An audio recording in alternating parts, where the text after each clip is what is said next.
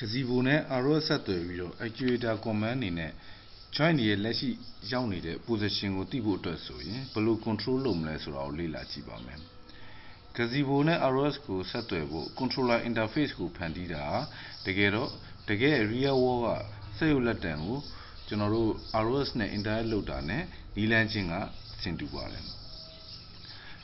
ဒါပေမဲ့တကယ် robot တွေအတွက်ဆိုရင်တော့ PID controller တွေ hardware controller တွေပါတယ်ရှိမှာပေါ့နော်။အခု simulation အတွက်မှာတော့ကျွန်တော်တို့ကဒီမှာ Gazebo မှာကျွန်တော်တို့ဒီ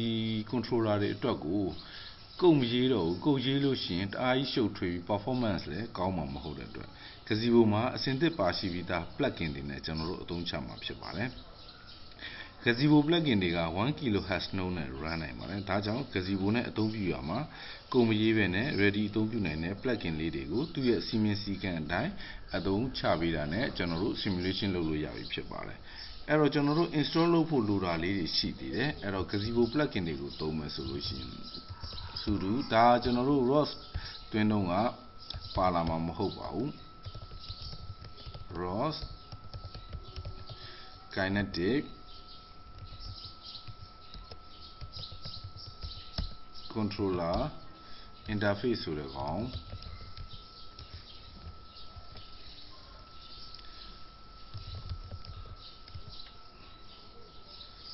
controller interface ကတွင်းပြီးတော့ပါပြီ။အဲ့တော့ Gazebo ROS control ကိုတွင်းမယ်။ Gazebo ROS ဒါလည်းတွင်းပြီးသားဖြစ်နေနိုင်ပါတယ်ကျွန်တော်စီမှာ။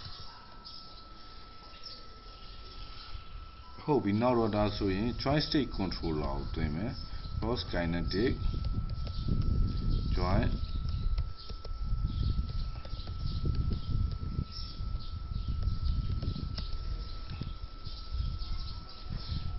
ဟုတ်ပြီဒါကတော့ joystick controller တော့မတွင်းရသေးဘူး။ပြီးတော့ effort controller ပါတောကိုထိမလို့ပါ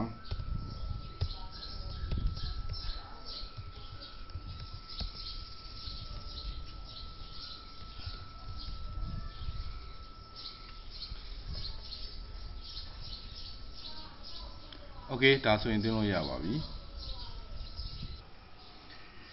အဲ့တော့ install လုပ်ထားတဲ့ joint controller တွေကို Gazebo မှာ plugin အဖြစ်လုပ်ဖို့ဆိုရင်တော့အဆင့်5ဆင့်ပြုလုပ်ရပါလိမ့်မယ်။ဒီအဆင့်5ဆင့်ကတော့ဒါတွေပဲဖြစ်ပါတယ်။ပထမအဆုံး URDF file မှာ joint test တွေမှာ joint limit နဲ့ torque လိန်အားတွေကိုထည့်ပေးရမယ်။ဒုတိယချက်ကလည်း URDF file မှာပဲ transmission test တွေထည့်ပေးရမယ်။ transmission test ကဘာလုပ်တာလဲဆိုတော့ဒီ joint တွေရဲ့အနေအထားတွေကို transmit လုပ်ဖို့ receive လုပ်ဖို့အသုံးပြုပါတယ်။နောက်တစ်ခုကတော့ library Gazebo ROS control ဆိုတဲ့ share object ကို URDF ထဲထည့်ရမယ်။ဒီ share object ကဒီကောင်းနေတစ်ဆင့် Gazebo နဲ့ကျွန်တော်တို့စကားပြောမှာဖြစ်ပါတယ်။ကျွန်တော်တို့ code မရေးတော့ဘူးလေ။အဲ့ဒါကြောင့် plugin ကိုအသုံးပြုတာဖြစ်ပါတယ်။နောက်တစ်ခုကတော့ configuration လုပ်ဖို့ YAML file တွေကျွန်တော်တို့ဖန်တီးပေးရပါမယ်။ပြီးရင်တော့အဲ့ YAML file နဲ့ကျွန်တော်တို့လိုအပ်တဲ့ကောင်တွေကို launch လုပ်ပါမယ်။ကဲအဲ့တော့ joint limit နဲ့ torque လိန်အားတွေကိုဘယ်လိုထည့်လဲကျွန်တော်တို့ကြည့်အောင်။အဲ့ဒါကပထမကျွန်တော်တို့ URDF ခန်းမှာပြခဲ့တဲ့link နှစ်ခုနဲ့ joint တစ်ခုပါတယ် robot arm လေးပါ။အဲ့ဆိုတော့ဒီမှာ joint မှာချင်း joint limit joint က joint 1အနေနဲ့ joint တစ်ခုပဲရှိတယ်။ကျန်တဲ့ joint ဒီfix ဖြစ်တဲ့အတွက်ကြောင့်မလို့ထည့်စရာမလိုဘူး။ဒီ joint 1ကကျွန်တော်တို့ continuous လှုပ်ရှားနေမဲ့ joint ဖြစ်တယ်။အဲ့တော့ဒီကောင်ကိုကျွန်တော်တို့ပြင်ပြီးထည့်ရမယ်။ joint ကိုကျွန်တော်တို့က revolute လို့သုံးလိုက်တယ်။ revolute ဆိုတော့ဒီကောင်ခုန continuous နဲ့သဘောတရားအတူတူပါပဲ။သူ့မှာ limit လေးပါလာတာတစ်ခုပဲ။နောက် prismatic လည်းရှိသေးတယ်။ linear ဆန့်ထွက်တဲ့ဟာမျိုးဆိုရင်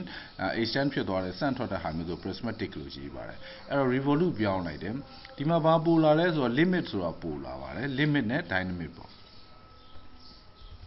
အဲ့တော့ဒီအဆင့်တွေကျွန်တော်တစ်ခါလည်းပဲဒီမှာရှင်းပြလိုက်တော့မယ်။ limit မှာကျွန်တော်တို့ဒီ effort ဆိုတာတော့ကျွန်တော် torque လိန်အားကိုပြောတာပါပဲ10 newton meter ပါအဲ့လိုပဲဒီမှာ velocity ဒီကောင်ကတော့ velocity limit ပါ velocity limit က 0.5 radian per second ပေါ့ဒါသူ့ရဲ့ velocity အမြင့်ဆုံး limit ပဲပြီးလို့ရှိရင်ကျွန်တော်တို့ lower နဲ့ upper ကိုကျွန်တော်တို့ထည့်ထားပါတယ် lower upper limit တွေပေါ့ဒီ joint ကလှုပ်ရှားမဲ့ limit တွေကိုကျွန်တော်တို့ထိန်းချုပ်ထားတာပါ ဒီကောင်တော့ dynamic damping ဆိုတော့ linear friction ပေါ့နော်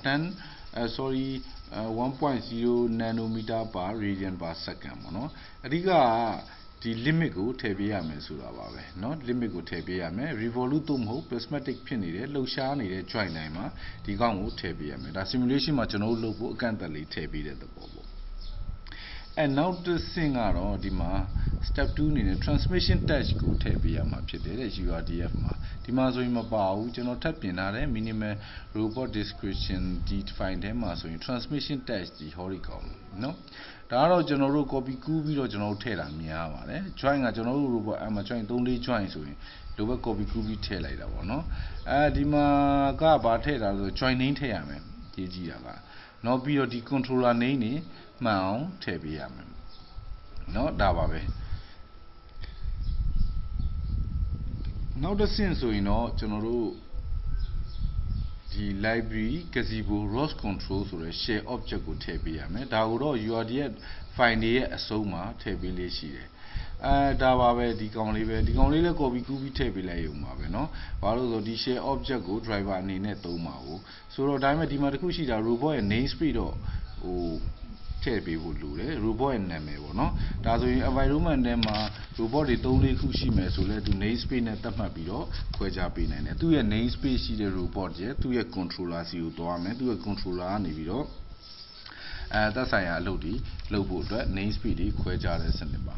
အဲ့တော့ namespace တွေခွဲတဲ့စနစ်ဆိုတော့ဒီ namespace ကိုဘယ်မှာပြန်သုံးရမလဲဆိုတော့နောက်ကျန်တဲ့နှစ်ခုဖြစ်တဲ့ YAML နဲ့ launch file တွေမှာသုံးပေးရမယ် namespace တူမှရမယ်ဒါမှသူ့ controller နဲ့သူ့ robot name တွေမှန်မှာပါအဲ့တော့ဒီမှာ 1.robot ဆိုကဲကျွန်တော် YAML ကိုကြည့်ရအောင် YAML ဆိုရင်လည်းဒီတိုင်းပဲဒီမှာဆိုရင် 1.robot ဆိုဒါခုန namespace ပါပဲသူ့ထဲမှာ controller နှစ်ခုသုံးမယ် joint state controller ရဲ့ joint 1 position controller ရဲ့ပါเนาะ dynamic servo တွေသုံးလို့ရှိရင်လည်း dynamic controller ဆိုတဲ့ကောင်တွေရှိတယ်ဗျာဒီလိုပဲရေးရတာပဲ YAML file နဲ့အဓိကတော့ copy ကူးလိုက်ဗျာ copy ကူးပြီးတော့ joint ရေးအတွက်ရှိသလားကိုဒါဆို joint 1ပေါ့เนาะ joint 2အတွက်ဆိုလည်းဒီမှာ joint 2အတွက်ဆက်ပြီးတော့ရေးရမှာပေါ့เนาะ position ရော joint state ရော controller တွေထည့်ပေးထားမှာဒီမှာဆို PID ပါတယ်PID ကတော့လောလောဆယ်10ပဲထည့်ထားတယ်ဒါ PID tuning မဟုတ်ဘူး PID tuning တင်တာမဟုတ်ဘူးဆိုတော့เนาะကျွန်တော်အဲ့အကြောင်းမပြောတော့ဒါပေမဲ့ tuning လွယ်အောင်ဘယ်လိုလုပ်ရလဲဆိုတော့ဒီကောင်လေးဒီ YAML file နဲ့ parameter server ပေါ်ကိုရောက်မှာဖြစ်တဲ့အတွက်ကြောင့်ကျွန်တော်တို့ RQT reconfigure ဆိုတာခဏနေကျွန်တော်ပြမယ်เนาะ dynamic reconfigure ကနေကျွန်တော်တို့GUI နဲ့ပြင်လို့ရတယ် slider လေးတွေကိုတိုးလျှော့လုပ်ပြီးတော့ဒီ PID တွေ PID မဟုတ် parameter server ပေါ်ရှိသမျှကောင်ကိုပြင်လို့ရတယ်เนาะအဓိကပြောချင်တာက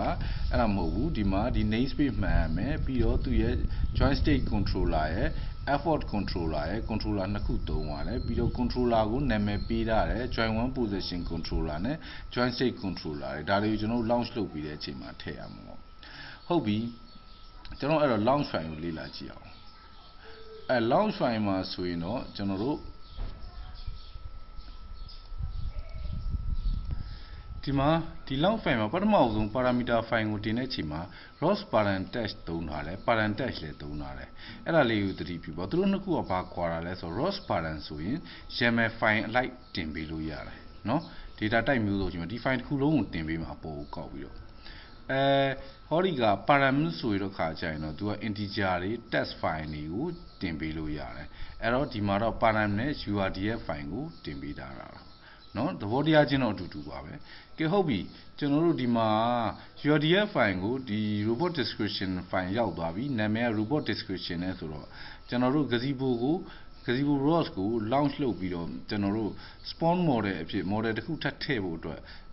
ကျွန်တော်တို့က parameter အနေနဲ့ robot description ကိုညွှန်းဆိုထားတယ်အမျိုးအစား URDF ဆိုပြီးတော့เนาะ model name ကတော့ဒီမှာ 1.robot ဆိုပြီးတော့ဒါကGazebo တဲကိုဒီကျွန်တော်တို့ရဲ့ဒီ robot ကိုရောက်အောင်လုပ်တာပါအသစ်ပြင်လိုက်တဲ့ URDF ပါတဲ့ robot ကိုရောက်အောင်လုပ်တာပါကဲစပြီအောက်မှာတော့ဒီကောင်တော့ controller spawner ဆိုတာကတကယ်တော့ controller manager ပဲသူ့ထဲမှာ controller တွေထည့်ပေးရမယ်ကျွန်တော်ရေးထည့်ခဲ့တဲ့ YAML file နဲ့ရေးထည့်တဲ့ controller တွေထည့်ပေးရမယ် namespace ဒီလည်းသူ့ရဲ့ namespace ပဲဖြစ်ရမယ်ဟောဒီ YAML file က namespace ရဲ့ဒီက namespace ရဲ့ဒီ launch ရဲ့ namespace ရဲ့တူပါမယ်เนาะဒီမှာထည့်တဲ့ argument တွေကတော့ controller ကတော့ join 9ခုရှိရင်9ခုထည့်ရမယ်10ခုရှိရင်10ခုထည့်ရမယ်ဒါပေမဲ့ fixed join တွေအတွက်တော့မပါဘူးဟိုလှုပ်ရှားနိုင်တဲ့ join မှန်တယ်များကိုထည့်ရမယ်အဲ့လိုထည့်ဖို့အတွက်ကိုဒီမှာ controller ရေးထားတယ် controller type တွေသတ်မှတ်ပေးထားတယ်ပေါ့နော် join 1ကိုပဲ join state controller ရော join state controller ဆိုတော့ဗျာတကယ်တော့ ကျွန်တော်တို့ actuator တွေဆီကနေ feedback ပြန်ရတဲ့အချိန်ကျရင် joint state ကိုသိအောင်လို့เนาะ degree တွေဘယ်လောက်ရောက်နေသိအောင်လို့သုံးတဲ့ controller သဘော effort controller တော့ torque တော့လိန်အားတော့ပါအဲ့တော့ name ကိုကြည့်မယ်ဆိုရင် joint state controller နဲ့ joint 1 position controller ဆိုပြီးနှစ်ခုရှိတယ်ဒါကြောင့်ဒီမှာထည့်ထားတာဖြစ်ပါတယ်အဲ့ခါကျတော့ကျွန်တော်တို့ဒီ program ကိုကျွန်တော်တို့ launch လုပ်လိုက်လို့ရှိရင်YAML ကိုလည်းတင်ထားပြီးပြီ description ကိုလည်းတင်ထားပြီးပြီလုပ်မယ် Gazebo တွေကိုပြီးရင် controller manager နဲ့ဒီထဲကသတ်မှတ်ထားတဲ့တန်ဖိုးတွေအတိုင်း joint state တွေကို launch လုပ်မယ်ဆိုရင်ကျွန်တော်တို့ robot ကတကယ်အပြင် robot တစ်ခွဲပြုမှုပြီးတော့အသုံးပြုလို့ရပါပြီကဲအဲ့တော့ကျွန်တော် plugin တွေထည့်ပြီးဆိုစမ်းကြည့်အောင်အနေနဲ့ဆိုဒါဆိုပထမအဦးဆုံး empty wall ကို launch လုပ်ကြည့်လိုက်မယ်ဟုတ်ပြီ empty wall တက်လာပြီဆိုလို့ရှိရင်ခုနကကျွန်တော်တို့ဒီမှာ minimal robot တဲကဒီ launch file ကိုကျွန်တော်တို့ launch လုပ်ကြည့်မယ်เนาะသက်ဆိုင်ရာ controller တွေရော URDF ရောတခါတည်း parameter server ပေါ်တင်ပြီးတော့ Gazebo ကရယူအသုံးပြုပါလိမ့်မယ် launch လုပ်လိုက်ပါပြီဟုတ်ပြီကဲဒါဆိုရင် robot ထွက်လာပြီထွက်လာဒီချိန်မှာကျွန်တော် RQT reconfigure ကိုဖွင့်ထားတယ်ဖွင့်ထားတယ်ဆိုတော့ဒီကောင်ကROS1 RQT reconfigure ဆိုROS1 RQT plot ဆိုရင်သူက plot လုပ်တဲ့ဟာပါကျွန်တော်ပြပြီးပြီလားမသိဘူး ROS1 RQT plot plot ပေါ့နော် RQT plot ဆိုသူက topic တွေကို plot နဲ့ကြည့်လို့ရတဲ့ကောင်ပါနော်အဲ့တော့ဒီမှာကျွန်တော်ပြချင်တာခုနကကျွန်တော်ပြောခဲ့တဲ့ RQT reconfigure ဆိုတာက ROS1 RQT reconfigure နော် RQT reconfigure ကိုနှိပ်လိုက်လို့ရှိရင်ဘာထွက်လာမလဲဆိုတော့ကျွန်တော် parameter server ပေါ်တင်ထားတဲ့ကောင်တွေအကုန်လုံးကိုဒီကနေပြီးတော့ dynamically ပြောင်းလို့ရတယ်ဗျာဒါဆို 1.10 မှာကျွန်တော်တို့ဒီမှာ parameter ပေါ်တင်ထားတဲ့ကောင်တွေက joint 1 position controller အားလုံးတော့အများကြီး ROS system မှာအကုန်လုံး parameter ပေါ်တင်ထားတဲ့ကောင်တွေအကုန်ပါလာမှာဆိုတော့ဒီကောင်ပါလာမှာဆိုရင်ဒါဆိုဒီမှာ PID ကျွန်တော်တို့ tuning လုပ်ချင်ဒီလို tuning လုပ်လို့ရတာပေါ့နော်ဒီလို PID tuning လုပ်ဒါ dynamically ပဲဟုတ်ပြီအဲ့ဒါဆိုကျွန်တော်ကြည့်အောင်အဲ့ဒါဆိုရင်ကျွန်တော် ROS topic တွေတစ်ချက်လေ့လာကြည့်မယ် list ROS topic list ဆိုရင်ဒါဆိုရင် joint 1ရဲ့ position controller ကိုတွေ့လားposition controller ရဲ့ state ကကျွန်တော်တို့အခြေအနေတွေပေးနေတယ်ကျွန်တော်တို့ comment ပေးခြင်းjoint 1 position ဒီ command ကိုပေးရလိမ့်မယ်ဘယ်လောက် radian သွားပါတော့တကယ်ကြတော့တိုက်ပေးတာမဟုတ်ဘူးတကယ်တခြား algorithm တွေ position လုပ်တဲ့ algorithm တွေကနေတွက်ပြီးတော့ပေးတာပါဒါပေမဲ့ကျွန်တော်တို့ကြားဖြတ်ပြီးပေးကြည့်အောင် ROS topic path ROS topic path ဆို rate တစ်ခုနဲ့ပြီးမယ် rate ကကျွန်တော်10 rate နှုန်းနဲ့ပြီးလိုက်မယ်10နော်အဲ့တော့ကျွန်တော် topic name ပြန်ရေးမယ် joint 1 position controller ရဲ့ command ဖြစ်တယ်တိုက်မသိရင် tab နှိပ်ကြည့်လိုက်ပါနောက်တစ်ခါထပ်နှိပ်ကြည့်လိုက်ပါတခါတည်းဖြည့်ပေးလိမ့်မယ် 0.0 နော်အဲ့တော့ 0.0 radian မဟုတ်ကျွန်တော် 1.0 radian ကိုသွားမယ် 1.0 radian ကိုသွားမယ်ဆိုတော့အဲ့တော့1လို့ပြင်လိုက်ပြီ enter ရိုက်လိုက်မယ်ဒါဆိုရင် robot n ကရွေ့သွားပြီဒါပေမဲ့သွားခြင်းတဲ့နေရာနဲ့ရှောက်ဖို့ဆိုရင် overshoot တွေနော် PID မကောင်းတဲ့အတွက် overshoot တွေအများကြီးရှိတယ်ပြီးတော့ response ကလည်းမတိကျဘူးเนาะအဲ့လိုဖြစ်နေအောင်အဲ့ခါကျတော့ကျွန်တော်တို့ဒီအချိန်မှာเนาะဒီမှာ graph မှာကြည့်မယ်ဆိုရင်မတည်ငြိမ်တာတွေကတော်တော်များနေတယ်เนาะတော်တော်များနေအဲ့ခါကျတော့ကျွန်တော်တို့ PID ကို tuning လုပ်ပေးရမှာပေါ့နော် PID tuning မလုပ်ဘဲနဲ့မရအောင်အဲ့တော့ PID tuning ကိုကျွန်တော်လည်းပြောင်းကြည့်လိုက်မယ်ဗျာ PID tuning ကတော့ challenge အမှန်တန်ရှိတဲ့အလုပ်ပါပဲ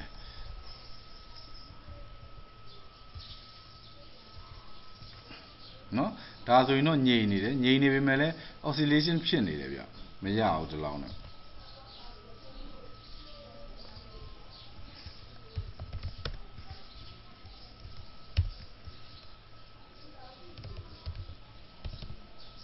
နော်